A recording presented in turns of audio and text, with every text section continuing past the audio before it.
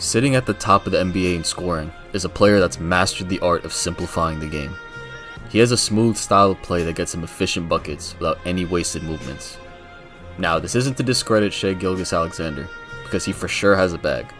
But while highlight plays like this are fun to look at, they aren't the reason he's averaging over 30 points a game. In this video, we're going to cover the parts of his game that account for probably 90% of the points he scores. He's very detail oriented in his approach, and a lot of these are things that we can consciously work on. Let's break it down.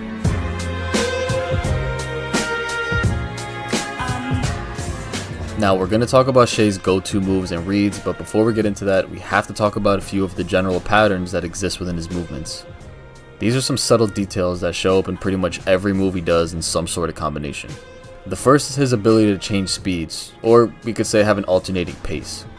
It's a known fact that the shiftiest players don't just play at one speed, and Shai is no exception. You'll see on a lot of moves that he alternates when he attacks relative to where the ball is in his dribble. Sometimes he'll pound the ball and attack the defense immediately once the ball gets back to his hand. Sometimes he'll slow down his dribble and catch his defender sleeping when he attacks as the ball is still coming up. Sometimes he'll do a move and use a hang dribble or a slight hezi and attack as the ball is going down.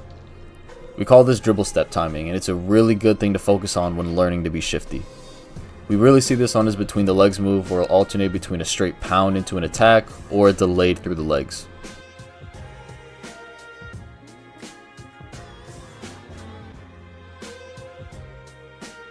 He then combines this change in speeds with a change in height. Before he gets into a move, he has a tendency to stand straight up and get low when he wants to attack the defense.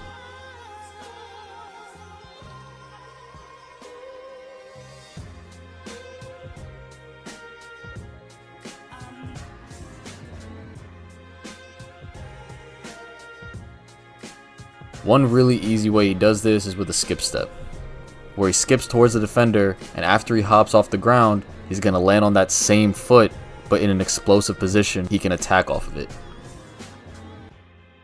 Most of the time this guarantees that he's going to get lower than his defender and give him an advantage, as he's already in a position to attack while his defender is still reacting to his movements. You'll see on a lot of these drives that his shoulder is at the defender's hip as he's blowing by him.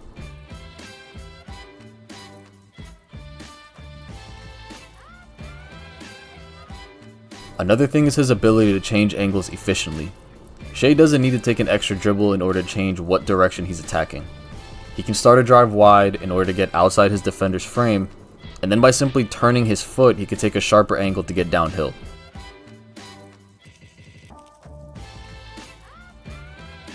This is a really efficient way to not only create space from your defender, but to then cut off their path so they can't recover.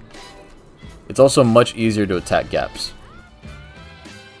The last thing I want to point out is how good he is at using his off arm to gain an advantage. He not only handles pressure well, but defenders can't hand check him. He's going to swipe down on a hand check and immediately give himself an advantage in order to get to whatever spot he wants. He's mastered all these skills, and they show up in every move that he uses to score on all three levels, which we'll get into now. Starting with his ability to drive and finish at the rim. Now, this isn't a slight to Shai's game, but he doesn't really have one of the deepest bags in terms of finishing at the rim. And the reason for that is he doesn't really need it.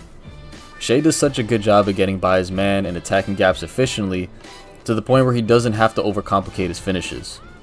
OKC also has a lot of really good perimeter shooters, and Shai is more than a willing passer. This makes help defenders way more hesitant to completely leave their man to come over and contest the layup at the rim. However, I still consider him a great finisher because he's mastered a few go-to finishes that he shoots at a very high percentage. He has the same foot, same hand layup in his bag, as well as this little extension finish that he uses on big men all the time. He can finish off of one foot with either hand at the rim, but when he goes off of 2 feet, he plays with more options. He has this quick spring on the 1-2 gather, where as soon as that second step hits the ground, he immediately goes up to the rim. Quick enough where the big man has no chance of blocking it. The fact that he's also 6'6" and pretty athletic helps a lot, but he's extremely skilled at what he does. Off of 2 feet, he can also be patient and use pump fakes when he doesn't get the space that he wants. He's also really good at using ball fakes when he attacks downhill to get the low man thinking he's going to dump it down to his big man. But the thing he does the most that also appears in the rest of his game is bumping his defender. He's extremely physical when he's attacking downhill, to the point where he's seeking out contact whenever he sees a shot blocker in the paint. This completely takes him out of position to block his shot and gives him plenty of space to do whatever he wants. And this physicality is probably one of the main reasons he's so good in the mid-range as well. He'll close the gap between him and his defender and bump them off their path before stepping back into space. It's extremely hard for the defender to not only take contact, but also stop and get back quick enough to contest the shot. I'm not sure what he's lifting in the weight room, because I'm not with Shai every day, but his basketball strength can't be denied. His ability to apply whatever strength he has into these situations and pick angles at which he's initiating contact makes him extremely difficult to guard. He's gotten so good at this that sometimes after the bump, he'll move his defender so much to the point where he doesn't even have to step back. He just sets his feet and rises up for a shot.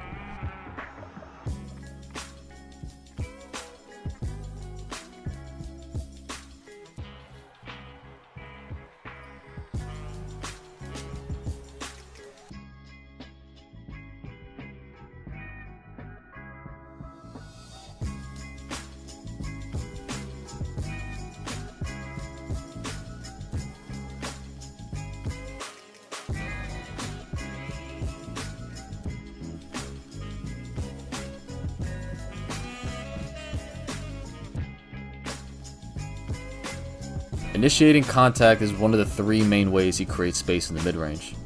The second way is off of sidesteps. Sometimes the defender isn't in a position where it makes sense to bump them, so he just makes it easy for himself and just sidesteps to space. He might throw a move in before the sidestep just to get his rhythm, but the main thing is covering ground and finding balance after you gather it.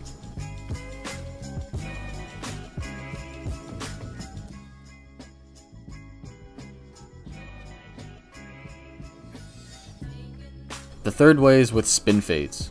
He'll drive really hard, and if he feels the defender turned with the momentum going towards the rim, he'll stop in this half-turn position and pivot back on his outside foot before shooting a fadeaway. Now it does seem that he shoots a higher percentage when he starts with his left shoulder towards the rim and spins back with the ball in his right hand, which makes sense because after the turn he'll be fully aligned, but he could definitely hit the shot going either way. Also, he does shoot the shot a lot in the short corner, fading away towards the baseline. This makes sense because if his back is turned to the defense, he can't really see who's behind him and who's coming for a steal. If he does this move with his back towards the baseline, he knows there's no help defense that way. So when he fades back in that direction, all he has to focus on is knocking down the shot.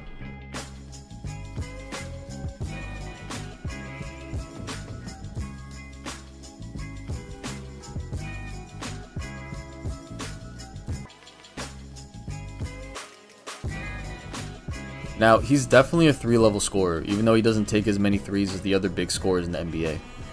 While he doesn't shoot that many threes, he still shoots a good enough percentage where it has to keep the defense honest. The majority of the threes he shoots are off the dribble, which makes sense since he's Oklahoma City's main ball handler. How he gets into these threes isn't particularly complicated. His go-to move on the three-point line is this wide stance pound dribble where he kind of jabs at his defender before stepping back. He uses it a lot, and it works really well because he's able to create space and find his balance right away since he's stepping back with his body already turned towards the basket, meaning he's already aligned to shoot. He also has counters for this, and after he hits a couple threes with this, he'll use the same setup and he'll hezzy out of it to catch his defender and make it easier to attack the mid-range or the rim. But this move in particular, he shoots at a really high percentage. He also seems very comfortable knocking down threes off of drop coverage. Teams tend to play a very low drop on him, and a simple ball screen gives him enough space to comfortably get into a shot.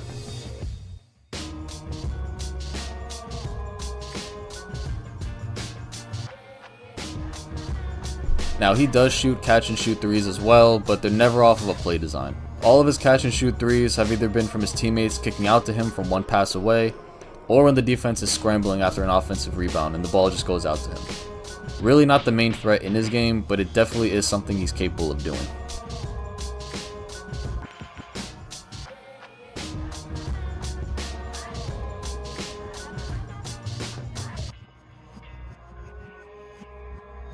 Now, I don't know if I really wanted to cover this last part because I feel like this is something that only really applies to the NBA, but I still think it's worth mentioning, and that's Shai's ability to draw fouls. As we've seen in this video, Shai's game is very physical. He seeks out contact all the time, and at this point, defenders know this about him. So as a result, a lot of defenders are going to be bracing for that impact every time he gets inside the 3-point line. This is going to lead to defenders being over aggressive with how they play him, and they often try to counter his bumps with too much contact. This could knock Shai off of his path, and when referees see a player getting dislodged like that, they're going to call it a foul most of the time. Not to overcomplicate this, but the main thing is that Shai drives to the rim a lot and plays through a lot of contact. This is going to put the referee in a very tough position, and it becomes much more likely that he's going to get foul calls.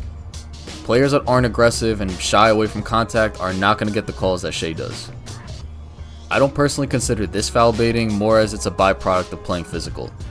He does have a few tricks in his bag to draw fouls, like getting to a spot in the mid-range, pump faking and letting the defender jump into you, or ripping the ball up into a shot immediately after feeling a defender's hand check. While these are more on the foul baiting side, drawing fouls in the NBA is a skill. Getting to the line more often means easier points for your team as well as putting the other team in foul trouble. There's almost no reason not to do it, and in my opinion, the foul merchant title that gets put on Shai is a casual's take. He plays the game hard and plays with a relentless drive to score. When you're that aggressive, more often than not, you're going to get rewarded with foul calls. So to me, this isn't superstar treatment, but more of a byproduct of his unique style of play.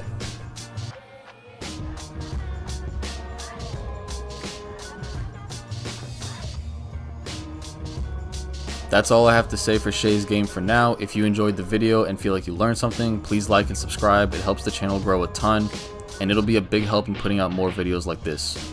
Let me know what you think of Shai's game in the comments, and if you start applying some of the tricks you learned in this video. I'll see you guys next time.